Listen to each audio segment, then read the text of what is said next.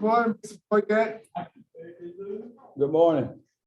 Good. Mr. Boyette, would you give us your full name and your department ID? James Boyette, 352-569. Thank you, Mrs. Boyette. My name is Alvin Roche. To my left is Ms. Pearl Wise. To my right is Mr. Pete Freeman. Let me explain the process to you. I will read some information into the record. Once that information is the record, we'll conduct a parole interview with you. At the appropriate time, we'll allow Warden or his staff to make comments if they wish. Then we'll hear from your supporters, Ms. Chandra Davis, your fiance, Ms. Keith Davis, your sister, and Ms.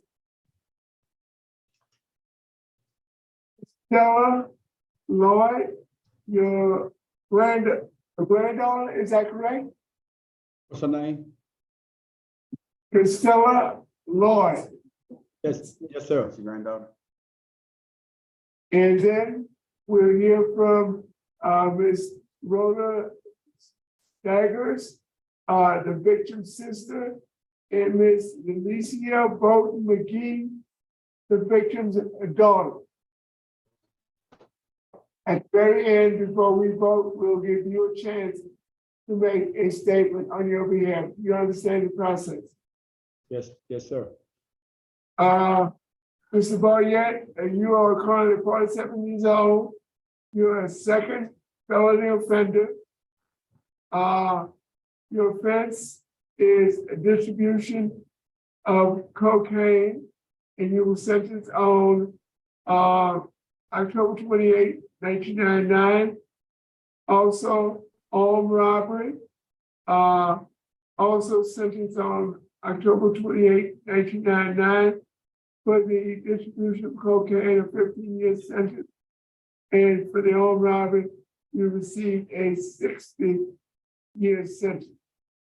Your parole date was July 11, 2020. Your adjusted good time date is November 20th, 2025. And your full term date is November 15th, 2056. Is this information correct? Yes, sir. Your case has been assigned to Mr. Freeman.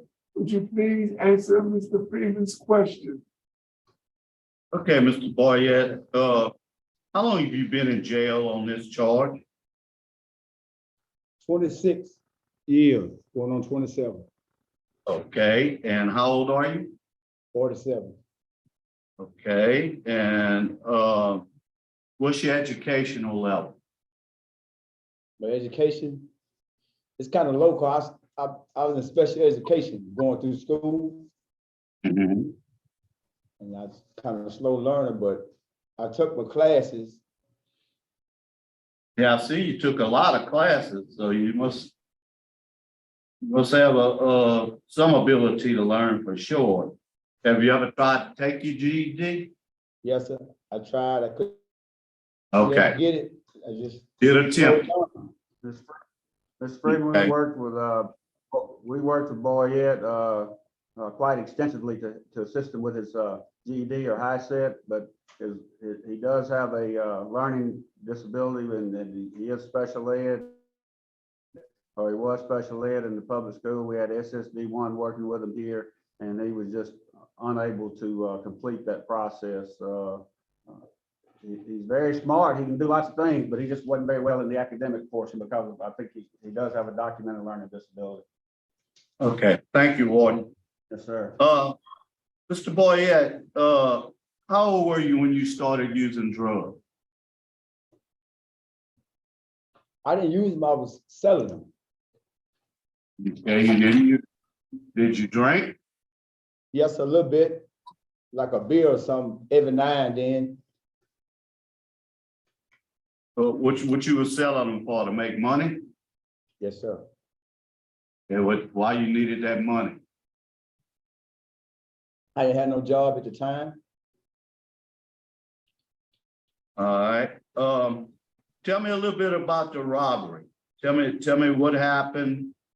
Tell me about your co-defendant. What went on that day? He come up to my house and wanted me to give him a ride. We went to a party down to Ann's house. We got down there, got to talking, and he started talking some stuff in my head to do something, and I went along with him. To rob Donna Ray and Lee Arthur. Okay, so you knew it was gonna happen. So you're admitting to that you knew the robbery was gonna take. Yes, sir. Okay, you admit to your participation. Yes, sir. Okay, did you fire the weapon at all? No, sir. Did you help him try to dispose of things Please. like the truck and all that? Did you have to get rid of the evidence? What he's asking. Yes. Yes. If you had a chance to talk to the victim, what would you tell them? I'm sorry. And I have a change of heart now. At the time I was young and I was hard-headed in the streets, wouldn't listen. But now since I've been incarcerated, I learned better. I see you had one period of supervision which ended in revocation because of this instant offense. The sheriff and the DA are opposed. The family, Keisha Davis, your family is unopposed. The family of the victim are opposed. And you have 3 children. Yes, sir. Do you have any contact with these children? Yes, sir. How often you talk with your kid? Talk to them regularly. All right. I see you've taken a bunch of classes. Tell me 2 classes you took that you got the most out of. Victim awareness and And anger what got out of victim awareness. trigger what you think or what you say that increase anger. And what was the other class you got something out of? Okay, why you disrespect me when I'm not disrespecting you? Anger management. Anger management. And Anger management is the one he's asking about now. oh, anger management, if I can remember, it was something about doing the right thing, staying out of trouble. Anger management. All right. What's gonna be your transition plan? Where you gonna live and where you gonna work? Marion is Shannon Davis, address 170 Water Tank Road, Marion, Louisiana. And where you gonna work? How you gonna support yourself? I'm gonna go to work with my brother, being a mechanic, working on big trucks and tractors and stuff. My brother, he got a wood business. I see your minimum custody. You've had 16 write-ups, but you hadn't had none in the last 7 years. Yes, sir. Risk needs is low. You have a good work history, a good evaluation. Tell me what your last write-up was for. Talking to the TV area, talking to the TV area, Talking to who? talking to the TV area. Dude asked me to score in a football game, and I told them, but they didn't want no talking in the TV area. Gotcha. Okay. And I had Yeah, it was a disobedient. All right. yes, sir. No. That's a long time ago. Okay, but you didn't bad, 16 write-ups in 27 years. Warden, you have anything to say about Mr. Boyette? Well, Mr. Freeman, I can tell you about James Boyette. I've known him since before he was incarcerated. I know some members of his family as well from being from Union Parish. He grew up in Marion, Louisiana. Boyette has been at Wade since 2015. He made trustee in 2017. He's had an excellent track record during the time he's been at Wade. His last write-up was in 2016. Y'all talked about that a little bit ago.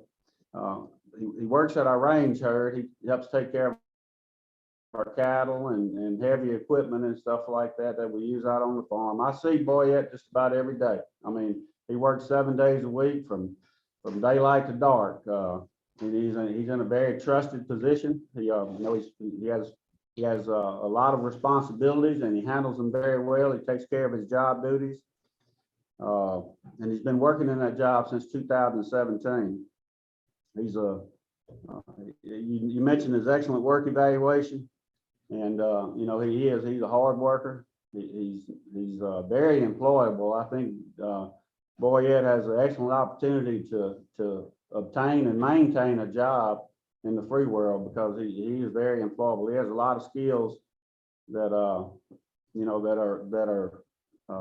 in demand. He's an excellent mechanic. I mean, he can fix any kind of engines, small engines, big engines. He can work on all this stuff.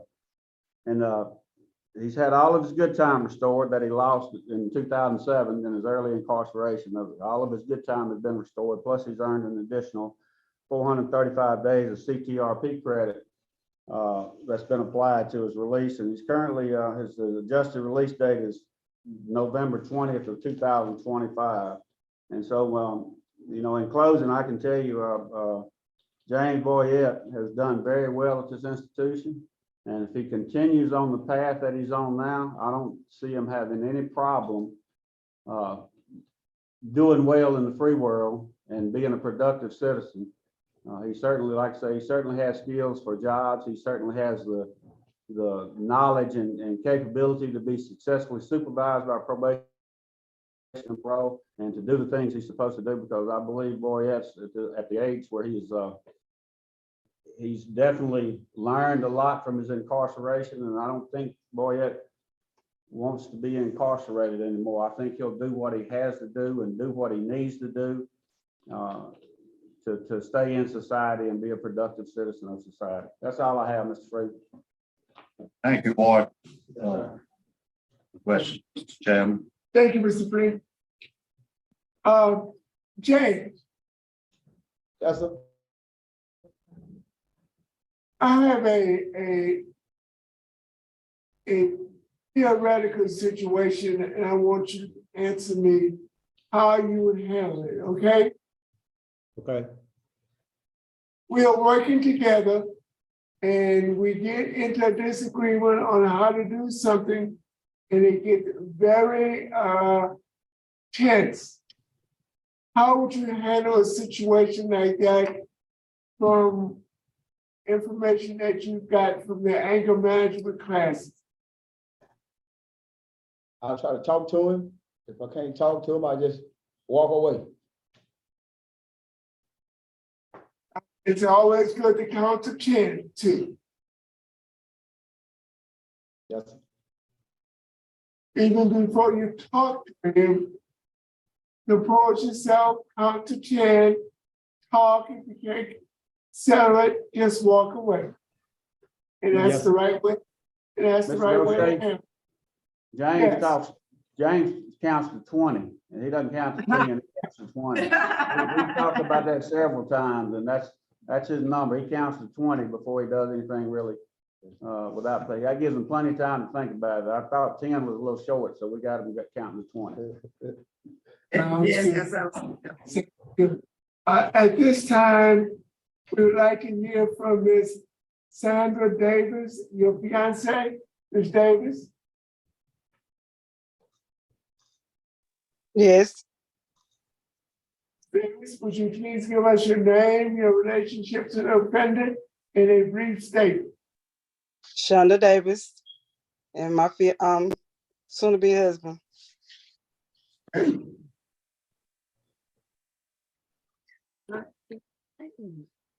In my statement, I would like for him to come home. He's been away from his kids since they was babies. He never get a chance to see them grow up, and I would like to see him have a chance to see his grandkids to grow up. Thank you, Ms. Davis. We'd like to hear from Ms. Keisha Davis, his sister.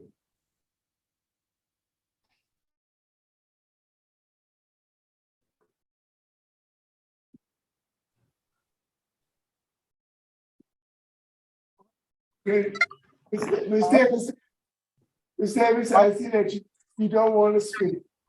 No. Okay. Ms. Contessa Lloyd, your granddaughter? My name is Ariel Williams. I'm his granddaughter. And what's your name? Ariel Williams.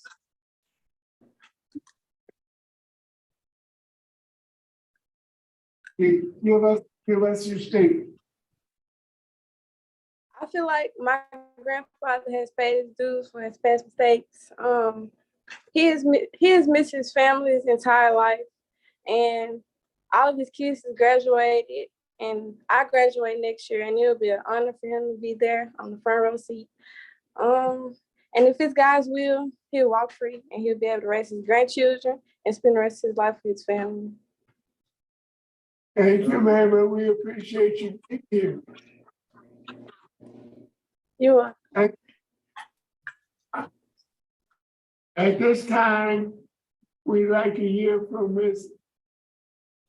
Alicia Bolton McGee, the victim's daughter. Ms. McGee. Yes, sir. God bless you all this morning. I am the youngest daughter of the author Bolton. And I was sitting here listening. I thank you, first of all three of you, your honors, and those who are here today to take the time out to come and support. It's very important to have a support team. I pray you all can hear me. I think it's so important. So I was sitting here listening to each statement. I didn't know the flood of feelings that would come back because it has been quite a while since the loss of our father. And so, when time go on, I think with myself, sometimes I suppress the feelings, but you never lose that love for someone, especially when life is taken, even if they just die naturally. Although my dad never had the opportunity to die naturally, and being in a position that I am, because now I'm a pastor, and before I was a pastor, my belief system in Jesus, it helped me get through a lot of this. And be there for my family. The hardship, to see Mr. Brother Boyette's family and the support and his grandchildren, that's a blessing because he's alive to see it. And I pray, and hearing his granddaughter, to be there, that support system. I don't hold no unforgiveness, even though in the last one, we did not hear the remorse, of the sorrowfulness, but times go on. And my belief system, I have to forgive. However, we all want to know that a person has changed. And by no means am I trying to discredit the family or anything like that. It's just want to know, do someone feel the compassion or how it feels even now? Because my dad has grandchildren as well. And one of them, he didn't get a chance to see. Nevertheless, I do believe in opportunities to change, to come out, to prove that you won't make those same mistakes or get involved with the same type of influence that impacted his life now, that has affected his family as well as others. There's too much time. Life is precious to have bitter and anger. My family is still suffering. I have aunties, my sister. I'm actually representing my sister. Her expressions is still difficult to express. And my Aunt Joanne, seeing for the extensive of this crime. However, for myself, I was listening to I think it was one of the children that said we were close. about being close to their father.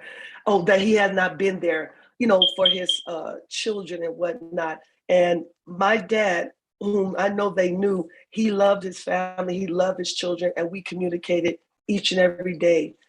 And be it so, whichever way the decision of the board goes, to know that to move forward and to be that example for your children, as my dad was for his children. And unfortunately, he could not see his grandchildren because love is strong. And regardless of the education that he may lack or anything like that, we don't go to school to learn morals. That's something that is taught. So with that, his morals, his choices, you don't need an educational background to grow in that area. And so I don't fault or the area of the lack of the disability of learning. However, I do hold accountable the moral choices, the ethical choices that we make, that we can grow up on.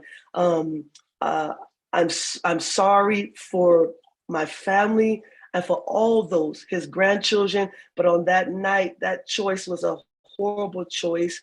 We all make mistakes, but I pray to God that somewhere in his heart that it's more than just a change, because incarceration will make you speak a lot of things to your face on. My concern is going back into that area and not having bitterness because of the time incarcerated, or, and then get out and then all these feelings flood at the same time. You don't know until you're faced with it. Like today, all these years, I love my father. I miss him so dearly.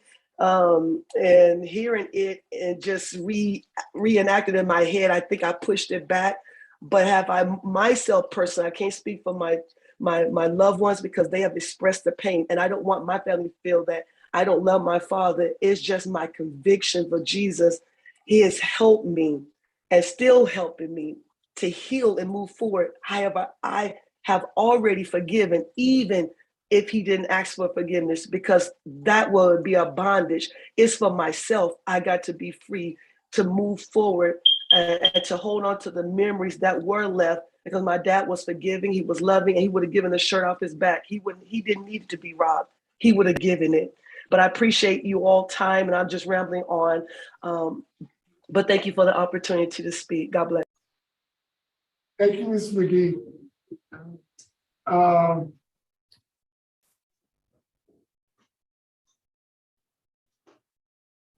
Mr. Boyette, would you like to make a brief closing statement? I want Donna Ray family and Leota family know that I'm sorry. I have a changing heart now. I was young at the time. But now I learned to stay away from the wrong people. Mr. Boyette, is the panel ready to vote? I'm ready. Mr. Freeman. First off, I really appreciate the comments of the victim, Ms. Bolton. And you could tell they were from the heart, and they mean a lot to us. Mr. Boyette, my vote today is to grant due to the warden's comments and with the special conditions that you have a curfew from 9 p.m. to 6 a.m. And also that you stay away from the victim. Y'all live in a small neighborhood. I don't want you, if you see them in the store, leave that store and come back later. Yes, sir. Okay, don't need to be reminded of anything. So that is my vote today. Thank you, Mr. Freeman. Ms. White. Mr. Boyette, in reading the notes there, I was on your panel last time, and my vote was not favorable. But I am glad to see the programs that you've taken. I'm glad to hear the reflections that you got. You really read some. I don't think you're gonna be a follower this time because of the programs and the way that you express yourself. You stepped into your own. That's what I was concerned about. And I'm glad to see that. My vote is read as well. I concur with the special conditions set forth. And to Mrs. McGee, I appreciate you. Your participation today, and I know that it was a challenge, but I wish you could speak to more victims, because you got a grasp of that's how you can live the way you're doing, and I appreciate that you're expressing that today. All right, Jim. Thank you, Ms. Wise. First of all, I'd like to thank Pastor McGee for her presentation. As Ms. Wise says, if more victims would have that particular attitude towards a crime that was committed against their family, they could manage their lives much better. Mr. Boyette, you have received 2 votes to grant your request for early release. I too said on your panel last time that I voted to release you based upon you getting some programming. We've got that programming, and basically positive remarks from Warden Goodwin, good programs, low risk assessment, a good transition plan, and you have great vocational skills. Based on those factors, I also vote to grant your early release under the following conditions: that you have a curfew from 9 p.m. to 6 a.m., that you do community service 3 hours a month, and that you have no contact with the victim's family. Yes, You sir. understand those conditions? Yes, sir. Boyette, you have received 3 votes. Grant your request for early release has been granted. You have a good day. Thanks.